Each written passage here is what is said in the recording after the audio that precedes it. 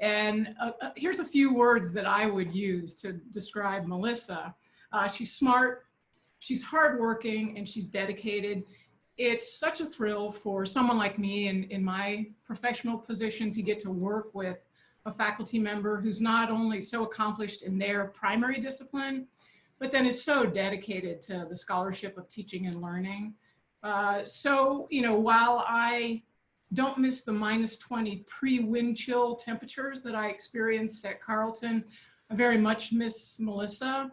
And so the two final words I would say describe her for me are fun and adventurous. So I think you'll see some of that today, but I think you'll probably mostly see the smart, hardworking, dedicated part of Melissa. So I'm going to mute myself. I look forward to it, Melissa. All right, thank you, Janet. I'm going to go ahead and share my screen. I have some slides to help walk us through today. So let's go ahead and get started. And so what I'm going to be talking about is how we build community in online environments. And this is particularly thinking about this in the context of lessons learned from CUBE, which is the Carleton Undergraduate Bridge Experience. This started at Carleton in 2016 and very much a project that I worked closely with Janet on. And the idea being Carleton does not have an on-campus bridge program, and so this was an opportunity for students to connect with the college early prior to coming to campus in an online environment. And so we didn't know how valuable that experience would turn out to be in this current environment. And so what I want to share with you today is in the context of what we learned from CUBE, some takeaways that are relevant for everyone as they're thinking about designing for hybrid or online courses for the fall. And so we'll start by talking a little bit about how you can intentionally build community with incoming students, how to foster engagement with students online while doing that in a manner that keeps the workload manageable for faculty. Because I do know that you know, learning to teach in this environment, it is a slightly different skill set, and the workflow is slightly different, and that can be overwhelming. And so after that, we'll take a break for questions. And then I want to provide a specific example of how you might think about connecting course content with an effort to build community in your courses. And then at the end, we'll leave plenty of time for questions and answers. All right, so I just want to go ahead and begin by talking about something that I think we all take for granted when we work in a residential liberal arts college environment. And that is, there are lots of opportunities for interaction that range from formal to informal. You know, certainly there are the class meetings, then there's office hours, after class conversations, there's study groups, peer tutoring, there's the conversation that students in your classes have with each other in the dining halls. There are sort of the seemingly random moments of connection when you run into a student as you're walking across campus. And all of those different types of interactions are what form some of the connective tissue of the teaching and learning environment. And when we move to an environment that is largely online or has a significant hybrid course component to it, then all of these things that we sort of take for granted as happening, we actually have to design them into our courses as we would design for more traditional content goals.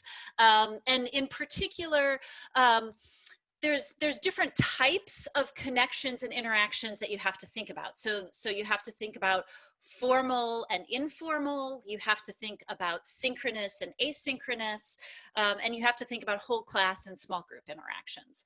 And so I want to start by giving you just a little bit of background about what the CUBE program was, so you can understand the way in which we build community in that environment, because that environment is very similar to what many of us will be experiencing this fall. So essentially having to connect with students who have not been on campus, who have not been in our classes, and working in an entirely online environment to build connections and communities with them. So just to give you a little bit of sense of what CUBE is, I don't want to go into a lot of details, but there were really two main program goals: to strengthen student quantitative skills within a liberal arts context, and then to provide an early connection with the Carleton community.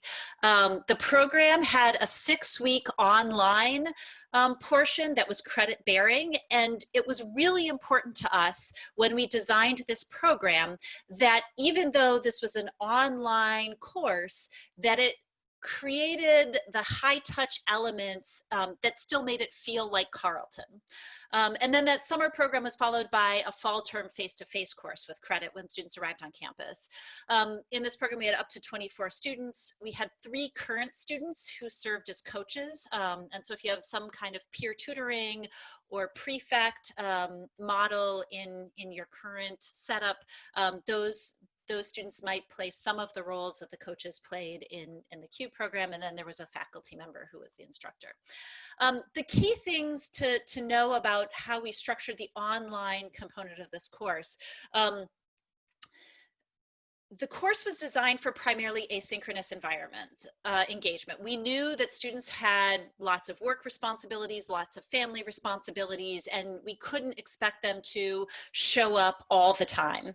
And yet, when you have something that has a lot of asynchronous components, it's really easy for students to fall through the cracks or fall behind. And so therefore, having a very regular weekly schedule with lots of touch points was important, both for making sure that students didn't fall behind, but also for making sure that students felt connected to myself as the instructor, to other students, even though the course was primarily asynchronous. There were synchronous events, but those synchronous events were designed with a high degree of flexibility. And then there was a lot of thought that went into intentionally designing opportunities for different types of interactions. And so what I want to show you next is actually a visual representation of all the different touch points that would happen throughout a week in order to help students feel connected with each other, feel connected with a faculty member, and then I'll give some specific examples of sort of how that engagement might look like. But this first is just to let you see what happens. So, you know, as I said, the course was asynchronous, so there were no scheduled class meeting times where everyone would get together. But we wanted to have lots of connection and lots of community. And so this is a typical week. And what you can see is the yellow portions over here are more opportunities for informal connection. And then the blue are opportunities for formal connections. And then within the informal and formal connections, we wanted to provide opportunities for both asynchronous engagement and opportunities for synchronous engagement. And for me as an instructor who had always taught in a residential setting, I just had never thought so intentionally about what all of my touch points for students were, right? I just took for granted that, you know, I could come into a classroom, circulate around, chat with students as they were getting ready, overhear the conversations that students were having. You know, I would run into colleagues in the hallways, I would run into students in the hallways, and all of those touch points when you move online are gone. And so what you have to do is you have to intentionally build in opportunities for checking in with students in different manners. And so I'll just talk a little bit about each of these elements. So the informal opportunities, we'll talk about what that looks like, but there were opportunities and essentially an expectation. So it was actually an assignment that students participate in some of these informal check-ins. They occurred 3 times each week, and over the course of the program, students had to participate in, 14 of these 18 check-ins. It was not a synchronous meeting. We used the messaging tool Slack, but you could also use some of the chat or forum features within your learning management system there. And so that was a regular opportunity for informal asynchronous connections. Then there were opportunities for informal synchronous connections. And those were both small group and large group. And so at the center of this course, and really the heart of the community building, was that each student was part of a small group that worked weekly with a coach. And so that was, they had a weekly synchronous check-in with other students and a coach. And sometimes as the faculty member, I would join those, and sometimes I would not. But there were also opportunities for informal synchronous connections with other people. So with a large group of students, maybe with alums, maybe with relevant staff in the library, the registrar's office, relevant offices that these incoming students could benefit from getting connected with. And so what you can see is that 5 days a week, there were opportunities for touch points, even though we didn't have, for example, regular class scheduling. On the more formal side, so this is connections that were connected to course content, right, which was teaching the quantitative skills. I had twice a week drop-in hours for students, and I would say that sometimes students came in to drop in and talk about course content. Sometimes students dropped in just to get to know me. And then there were these asynchronous touch points. And I think one of the things that I hadn't really thought about is all of the assignments that you have students do in your face-to-face courses where students turn something in, really that is an opportunity for asynchronous engagement, even in a face-to-face class. And so just being much more intentional about helping students think about those checkpoints. And so we had 3 checkpoints, but they weren't necessarily always checkpoints relating to submitting assignments. So for example, on Monday, students just had to submit work that they had done, right? So where they were at, as a way to sort of, for us to see where they were at, right? It wasn't graded. It wasn't necessarily related to anything else. It was a way for us to see where they were. And then on Wednesday, they had sort of a more formal assignment that was going to be due. But then there were also some reflective activities about how they had engaged in the assignment and in the course in general. And then in addition to the individual work, we also wanted to have regular work with groups. And so these groups were generally subsets of, so if you had a small group of 4 to 6, that meant on Tuesday, students worked in smaller groups of 2 to 3 that turned in assignments together on Friday. One of the things that I think is important to keep in mind as you're trying to build community is to think about how the tech tools you're using send signals about the level of formality or informality. Because I think one of the things for our students when we're working with them in a face-to-face environment, they know when they interact with you in a classroom, that physical setting signals something that is different than when you run into them at an event on campus or walking across campus. And so I will say that for us in this program, formal course activities were primarily housed in the learning management system, and the informal course activities, we took some of those opportunities for engagement out of the formal learning management system to signal that they were more informal, essentially. So let me give you some examples of what each of these activities might entail. So the Monday weekly check-ins that we had, or the Monday, Wednesday, Friday weekly check-ins that were sort of informal asynchronous opportunities to connect. We allowed students to connect via image, text, GIF. Initially, we had students respond in a blog format, and that really created a barrier of it seeming like more formal coursework. When we moved this into using a more informal messaging tool like Slack, then students can text in a way that is, they can use emojis, they can use GIFs, they can use text in a way that is more similar to how they would text each other outside of class. And so here are some of the prompts that we gave. And I would say one of the things is it was not just prompts for students to respond to, it was also prompts that I would respond to, that the student coaches who were working with CUBE would respond to. And sometimes we'd actually have relevant staff members across campus who would also respond to some of these prompts.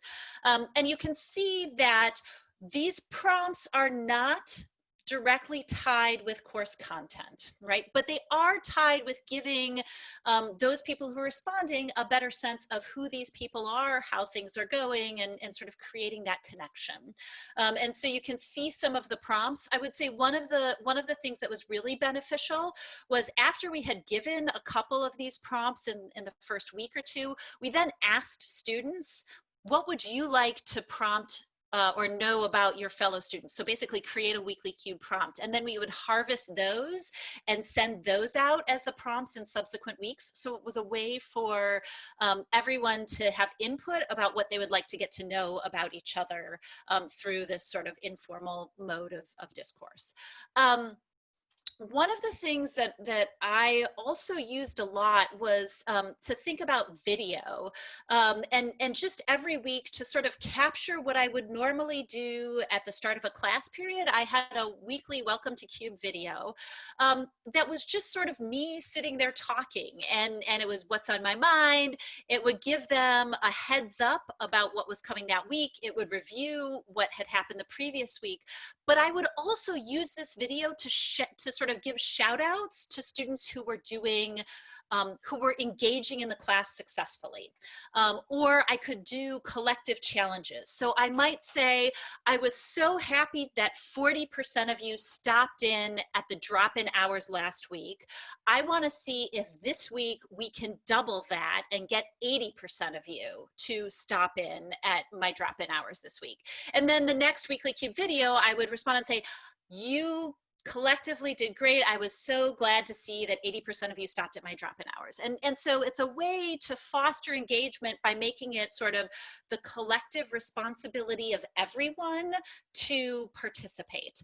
And I would also shout out, right, like if someone wrote a really thought-provoking question in the question and answer forum, or, if someone had just been really diligent about not just posting in the weekly CUBE, but responding to the posts that other people had made in the sort of this informal Monday, Wednesday, Friday weekly CUBE format, I'd say, wow, Maya was great in that not only did she respond to all of these, she, I was so glad to see her respond to 7 other people's responses. So really setting expectations for the level of engagement. And to that end, right, really early on in the course, I provided feedback not just about how students were engaging with content, but how they were engaging with all of these different opportunities for check-in. And generally, students would be engaging with at least one of these modes well, right? And so I could say, you have been a steadfast and reliable contributor at your Tuesday group meetings. That's great. Unfortunately, I see you're only logging into Moodle every 3rd day, and I'm not quite sure, I'm worried that you'll be able to keep up going along. And so I would actually model for them sort of the different expectations for engagement and where they were doing well and where they needed to improve. And then if people were not engaging in particular aspects, I would certainly send out personalized invitations to say, now would be a great time to think about doing more in this area. The other thing that I would say is on the sort of individual assignments, right?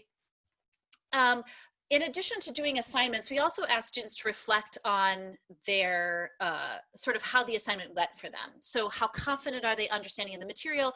And when difficulties arose, we would say, where did you turn for help? Modeling the expectation that we expected students to be reaching out for help. And then if someone would say, I didn't reach out for help, we could use their response to sort of reach out to them and say, well, here are the different avenues in which you could seek help, right? And we really do expect that on every assignment, people will be reaching out to, to get help in one of these ways. And then there was, throughout the whole program, they consistently worked with the same small group throughout the course. And there were regular check-ins, both in terms of turning in assignments, but also regular check-ins about how the group was functioning. Now, one of the things that I would say is if you start looking at, all of these different touch points and you start, saying, well, I'm trying to keep track of this, that starts to feel a little bit like an overwhelming amount of bookkeeping. And so one of the questions is, how can you try to create sustainable practices for engagement?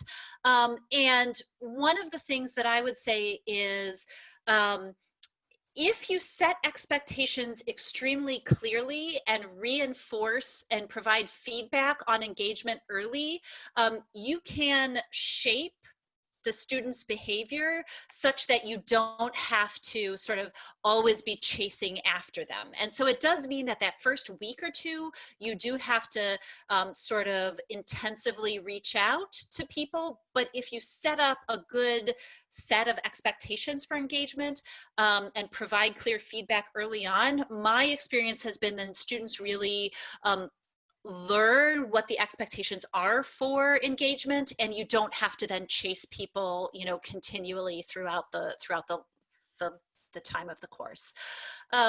Another thing, not all of these modes of engagement are necessarily graded, right? We don't want to do that, right? And in a classroom, I don't grade every single interaction that I have.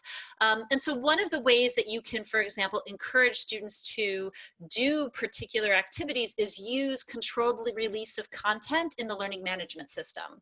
And so until they have done particular activities, subsequent activities will not be released. And so then you aren't the person who is responsible for sort of keeping track. The learning management system just acts as a gateway, and students begin to understand that they need to do particular things in order to, be able to engage in all aspects of the course.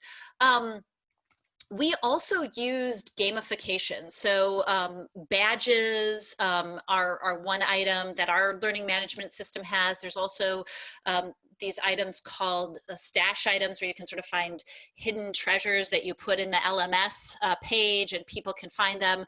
But there's many different ways to gamify your course. And one of the things that we found is, and I'm sure this is true for students at your schools as well, they've often been the people who really like to be the box checkers, right? And just, if you set a standard for, well, yes, if you do this, this, and this, you get this little badge, even though the badge doesn't mean anything or carry any sort of weight for the grade, the students find that motivating. And you can have that be either individual or you can have that be a team effort. And we've done both, and it's been successful in both ways.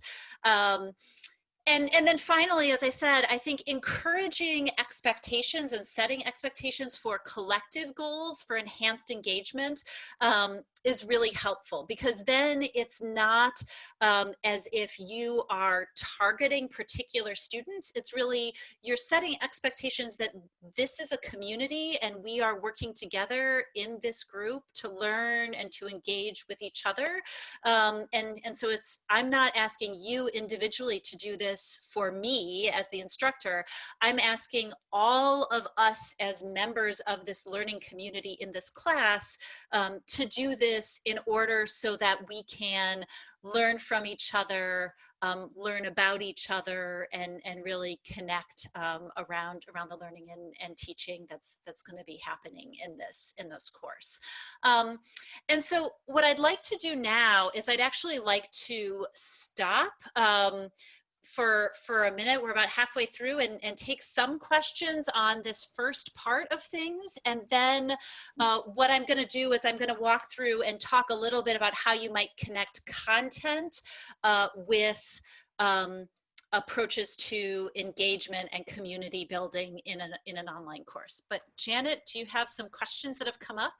I do. There was a couple questions about scaling. So would you recommend doing something like this if it wasn't, a summer bridge program, but, let's say a small college in the fall facing online situations?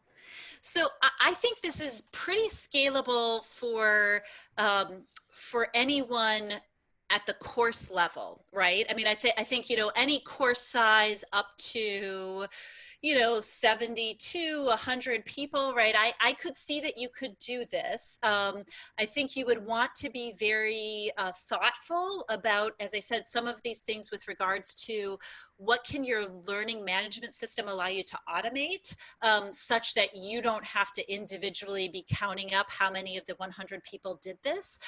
But I think the bigger the class, it's still really important to make sure that people feel touch points and opportunities for connection. Great.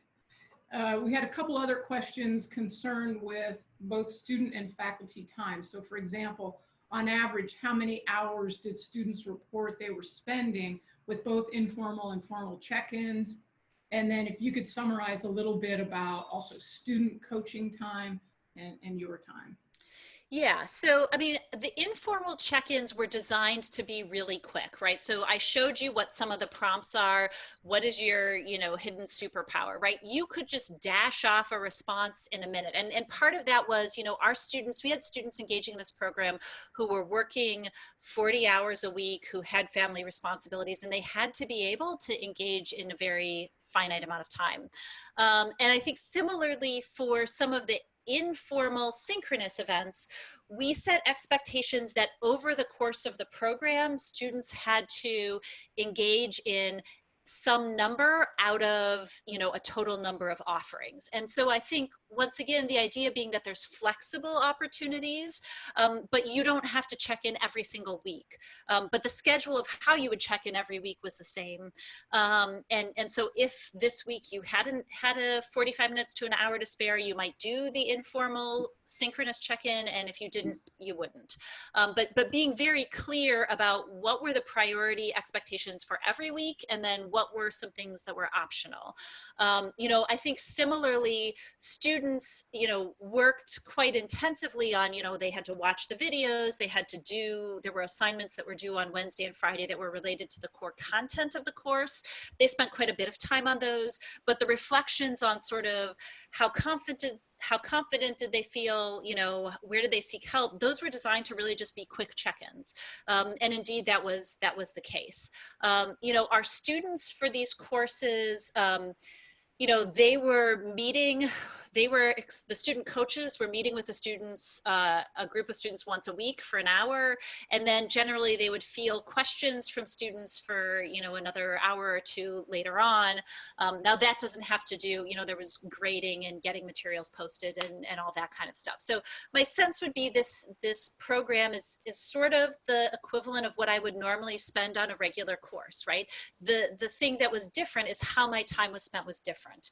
Because the instruction was asynchronous, some of the time that I would have spent, on course prep previously was spent getting the asynchronous materials together. The time that I would have spent in the classroom was spent on many of these opportunities for, synchronous drop-in hours, following up with students about engagement, that kind of thing. And so what I'm finding is that time that previously would have been in synchronous class meetings was spent helping students in the engagement piece and promoting that engagement piece. Great. So there's a little cluster of questions around groups and coaches. So I'll rattle them off, Melissa, and see if you can, and if not, I can come back. So a question about how the small groups were selected, were they assigned or did students decide? The sort of ratio of coach to student, and then how students were trained to be coaches.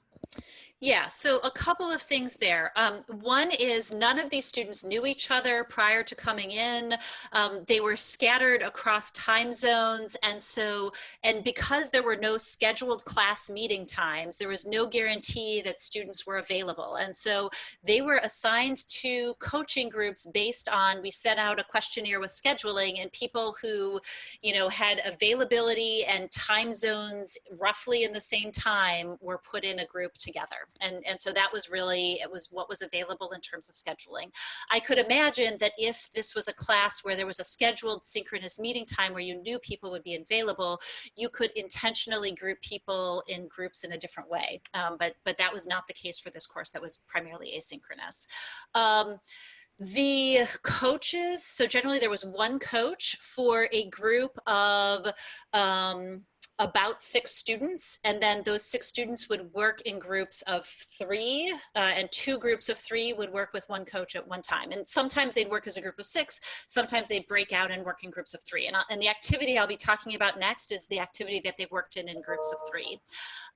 One of the things that we did not do that I think is really hard to do in an online course is to mix up the groups, right? Because it takes a long time for students to establish a rapport and to begin to understand preferred modes of communication. And so whereas in my standard courses, I mix up groups quite frequently, I think just as students were beginning to develop a rapport here, it would be really hard to then mix them up, because then they would have to, learn each other's work habits and that kind of stuff in a new way. So you were sort of building intensive engagement with the 3 people who you did regular assignments with your 6 students who you met with regularly, and then and then less intensive engagement, through the weekly cube activities with the rest of the class, or with shared peer review of, assignments or activities. We trained coaches, with, very particular things with regards to the problem solving topics that we were interested in. My sense is, though, for what would be transferable to fall, I'm not going to have a cadre of student coaches. And so what this would be is I would be the instructor, and I would be checking in with these groups, right? And I would have a group that would be scheduled, and I would just have a schedule of meetings with different groups. And so that's how I think it would be transferable.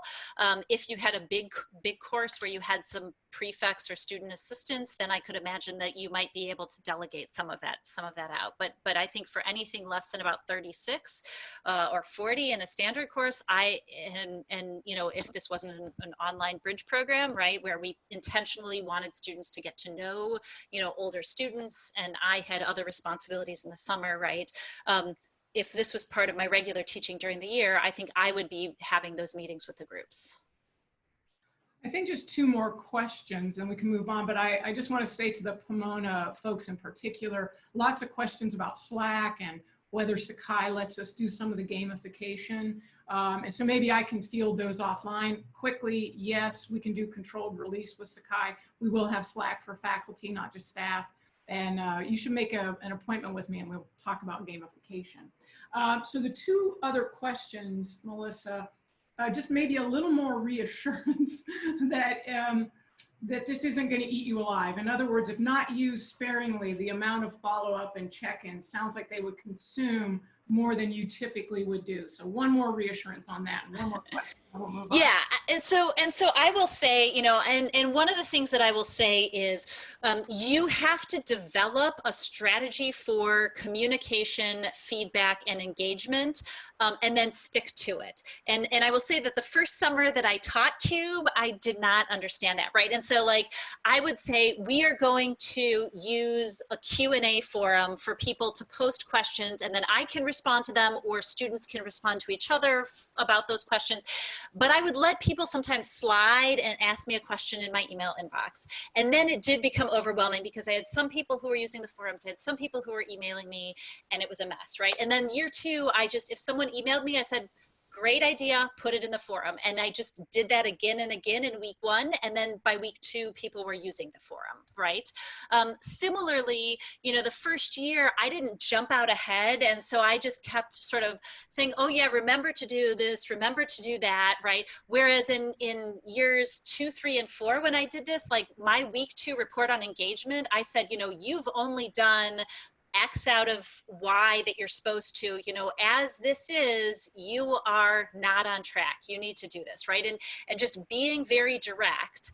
And then, you know, if people didn't, you know, and then following up and sending something maybe at the beginning of the week and something at the end of the week, and then students really got it. Whereas the first year I was sort of, oh, I can respond or not, but I sort of really mechanized. I'm going to send it out here. I'm going to check in on it here, and I'm going to respond here, and just being really intentional about that early on so that student expectations and understanding are very clear, and being clear if students are not meeting those expectations.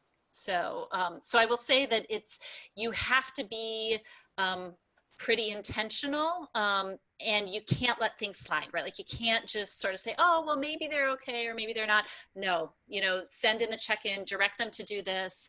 And then in the first couple of weeks, the first couple of weeks are busy, but then it really gets into a flow where you don't need to follow up quite so intensively after that.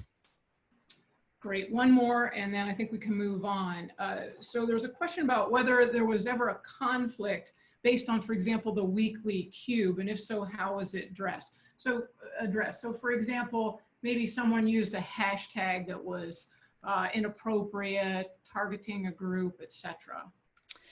Yeah, I mean, so we did not have that, although there was a lot in the core, you know, in terms of expectations of engaging as a community that I think you have to do, right? So what are the expectations for us as a community that you sort of decide on at the start of the course, and then really follow through on, and so continually talking about the importance of valuing learning in community, valuing engagement with community, and setting what is expectations for being respectful contributors and supportive contributors is important. So we did not ever have anything that exploded on the weekly cube site. Now, I will say on the assignment side, which is what I'm going to talk to next, we did have some groups that melted down. And I think there's some of that you can prevent by very careful scaffolding. But my experience is even with that, there are still often ways for group projects to go off the rails. And so you need to provide regular opportunities to check in so that you can hopefully identify that early. All right, so I'm going to go ahead now and move into talking about this connection between, I mean, what I've talked about so far is really building community, but I want to talk about how you can do that in connection with the content that you're going to be engaging with. And so let me just here show you an example of one assignment that we used. And so as I'm sure you've been hearing about, when you develop something for online, you have to be really intentional with stating your learning goals and then backward designing from those learning goals. And so this is a project that was part of the course designed to help students develop their quantitative skills. It occurred across the 6 weeks of the program. And so the learning objective that we had here was students will be able to use quantitative information to convey a message. And the way we asked students to demonstrate their learning was through a poster presentation that would happen when they got to campus in the fall. But then there were all of these pieces, right? And so this is working backwards from all of these different pieces that got to students being able to prepare a poster. And so I just want to walk you through this about how we scaffold this in a way that was designed to foster connection. And so the first step was to have students explore what infographics are, what academic posters with graphs are. And in particular, we didn't want to start with the expectation that anyone would know what a poster was, but we assumed that most people had seen some sort of infographic on a website, in a publication. And so we wanted activities that would connect students with Carleton, connect students with each other, and help students see models of academic work that they might be expected to produce at Carleton. And so we started out by having students explore infographics and academic posters. And we had students look at various ways that Carleton represented itself to students and incoming students and current students. And so in particular, we had students look at data that the admissions office used for sort of publicity purposes about where students came from, what those infographics looked like. We had a study that had been done of how Carleton students seek help, and we had students look at some of the graphs from that, because then students could not only see graphical representation of data, but also the idea of they could learn about what are the help-seeking patterns of students in their first year, their sophomore year, their junior year, and their senior year at Carleton. And then we had them look at post-Carleton visualization of data about post-Carleton pathways for majors. So these were all activities that helped them explore conveying information quantitatively, but it also familiarized them with Carleton. We had them do some readings on the history of infographics. Then we asked students to find an infographic that connected with a personal interest. And so that was an assignment that allowed both me as the instructor and peers to learn about student interests based on their choice of infographic. And then we had students compare and contrast infographics with academic posters that were made by Carleton students. And the idea was that incoming students could see what they were working towards and what the kinds of work that Carleton students did, right? So yes, this was building the skills that we want students to do, but we specifically chose pieces of the assignment that helped familiarize the students with Carleton, that helped me and the students get to know each other better, and then also that modeled the type of work that we expect students to do, right? And then there was this, and so that was mostly individual. And then we had students work with a campus data set. And this is where they worked on teams. And so the idea is, consistent works with teams helped lower the barrier to connecting, and it allowed each group to sort of develop an approach to collaboration and communication that suited them. Some teams really liked to engage synchronously, some teams preferred to engage asynchronously, and I think whatever they wanted to do was fine. And then two teams, right, as I said, there were two teams would meet together once a week, right, and that allowed for some sharing across or cross-pollination against these different small groups, but in a size that was manageable, right? But once again, we wanted students to get connected with Carleton, so we gave them a data, it might not be Carleton, it might not be connected with the institution, it might be connected with your discipline, right? And so choose a data set that allows students to learn about some aspect of, the topic that's at hand, but then also give students ownership. And by giving them ownership and allowing them some choice, you learn about what their interests are. And then that came together, and there was a whole series of activities that students had to do that ultimately led to the teams creating posters, and then working through together, brainstorming, creating an initial poster, peer reviewing those posters, revising those posters. But one of the things that I want to really emphasize here that is crucial in an online environment, the scaffolding was critical for not allowing people to fall behind. But there's a difference between heavily scaffolding and rigidly scaffolding. And heavily scaffolding means that there are lots of checkpoints, right? All of these different sort of sub-assignments that students had to do. But in reality, if you look for all these different steps, students were not getting a grade on all of these steps, right? And there were really only these 4 steps that are in gold here were things that students actually had to do, right? And so if life got crazy for you, and this is also this, if life gets crazy for you and you can't do anything, you don't submit that, that means you lose the benefit of feedback, but it doesn't mean then that you're behind in terms of having to scramble to catch up with things. And so identifying how you can heavily scaffold so that when students are not in the structured environment of, having regular class meetings and being able to sort of be, on campus in a very focused work environment, there's still an easy way to know and to provide lots of touch points. But if you make that scaffolding too rigid, if something goes wrong for a student, then the whole structure collapses. And then that is not scaffolding that is helpful. It's scaffolding that is rigid and can trap students if they fall behind. And so I think being very thoughtful about that is really important. So that you provide outs for, when you have, for example, these opportunities for lots of check-ins with groups, right? There are sometimes a group member who can't, because of what's happening in their life, they can't engage right now. And so finding ways to, allow individuals and groups to participate as they are able, but if someone is not always able to participate, not to penalize them is really important. And so I think, thinking through the intentionality of how can you make assignments so that students connect with each other, you can learn something about the students' interests, the students can be introduced, to expectations for the discipline or expectations for the campus community, is really important.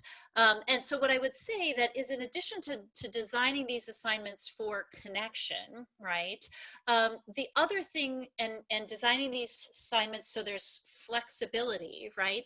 The other thing that there was also always opportunities for regular check-ins about how the team was functioning. And so I alluded to this before, but I always, at key points, I would have the teams, each person respond to a question, how did you contribute to the assignment this week? And how did your, each group member contribute to the assignment this week? And then, do you have any concerns about your group going forward, right? So those were sort of the three questions that we asked. And those three questions, so how did you contribute? How did your group members contribute? And do you have any concerns going forward? And each person filled that out individually. And looking at the consistency or inconsistency of responses across each group member is a way to begin to identify if there are potentially any problems, right? And so once again, not necessarily grading group members every week, allowing group members a pass if they need to in a particular week, but certainly checking in with the group regularly so that you can see how the group thinks it's functioning is really important. So that's just one more example of how you might design for connection. One of the things that I would just say, building on this a little bit, is this past spring term, Carleton, because we're on a trimester system, all of our courses in spring term were entirely online. So we did not pivot to online mid semester. We started an entirely new term online in the spring, and our faculty members, the faculty members who are most successful in building community in their courses, found ways for small groups of students to consistently work with each other throughout the course of the term, right? So it could be a bigger project like this. It could be assigning students reading partners who they met with weekly. It could be, just having a group that made regular contributions via a forum that would be on the learning management system. But there are many different ways to do this, but generally this idea of having students collaboratively work together over the arc of a course is really important for the basis for building community. among a small group of students, and then you start with that small group of students, and then you think about how you can extend it outward and create connections across different groups or between the class as a whole. So with that, I want to go ahead and now make sure we have some time for additional questions in these, in thinking about sort of connecting content to connection. Excellent. Thanks, Melissa. So first question out of the gate is, what happens if the small group isn't working out? Yeah, and so I would say every year we have at least one small group that has difficulties, right? And so my sense is you need to, and this comes in with sort of setting what are your community standards for your course early on. For example, having a discussion about, you know, if the group isn't functioning appropriately, are you, are you going to allow an individual to basically get you know, have things come up where they can make the choice to engage on their own, right? Or are you going to have a situation where the groups have to work to try and rectify it? And I've had, and so that's a conversation that, you know, sort of happens at the very start of the course, and I allow different groups to make different choices on that. But to sort of discuss that reality before anything happens is really helpful, as opposed to discussing it once things start to fall apart. The other thing I think that I would say is, you know, this idea of scaffolding heavily but not rigidly, it can lessen the pressure a little bit if, you know, one group member is struggling just for a short period and that person knows it's going to be a short period because of circumstances in their life, right?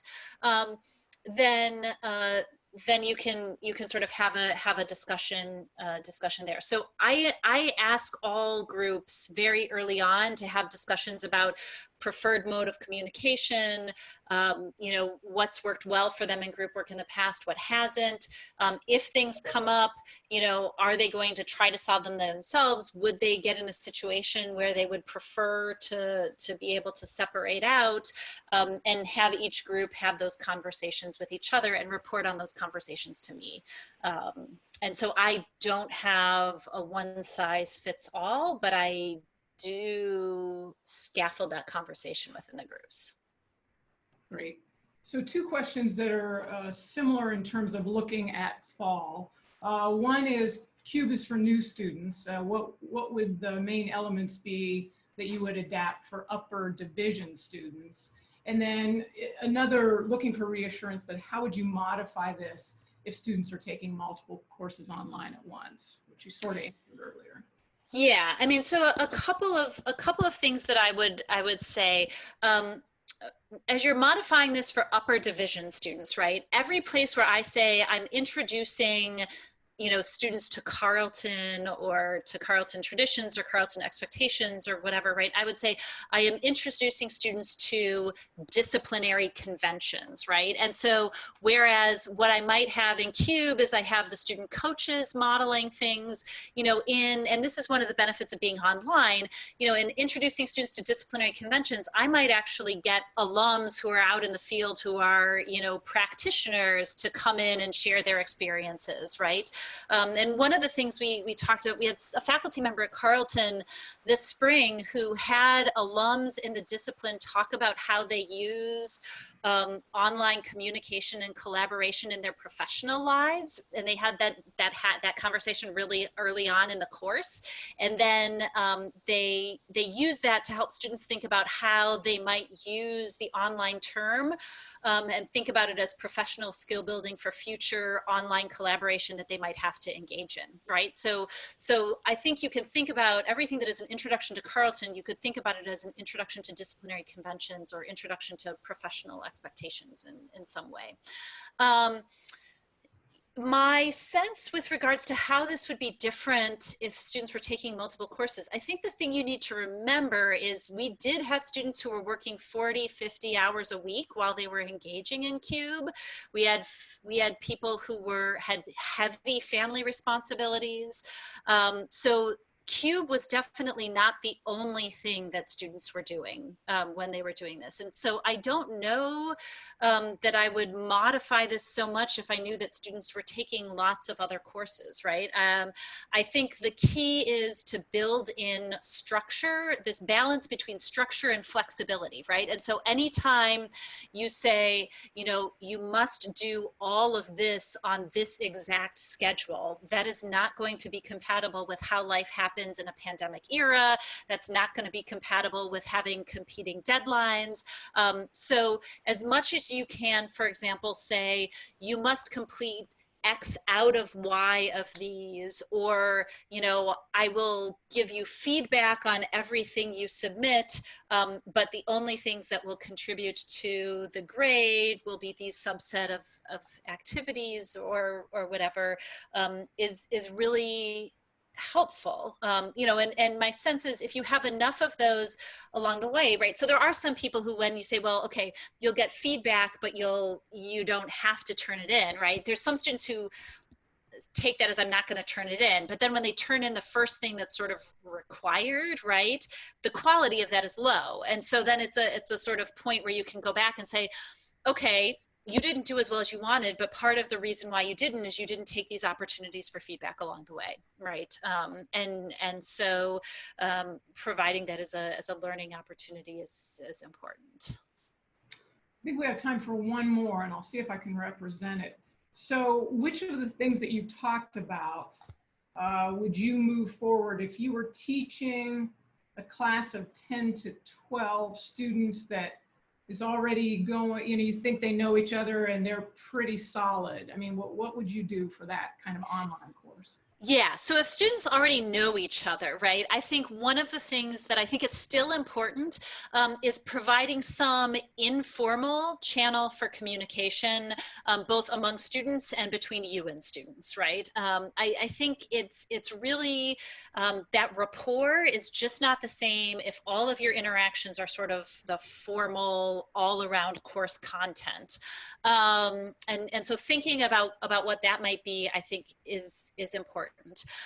The other thing that I would say is, you know, although students may know each other, one of the things that we found this spring is that because they don't have all the same supports, sometimes the dynamics of how they're engaging with each other and the college is different. So for example, we had a faculty member who asked students as a part of the reflection for their course, you know, what did they miss? What were they missing most? And for example, the athletes really missed the structure of their teams and sort of the structure of the day that athletics had provided. And so I wouldn't necessarily assume that just because students know each other, that their feeling of connection with each other and with the college is going to remain unchanged during this particularly challenging time. And so I think just finding ways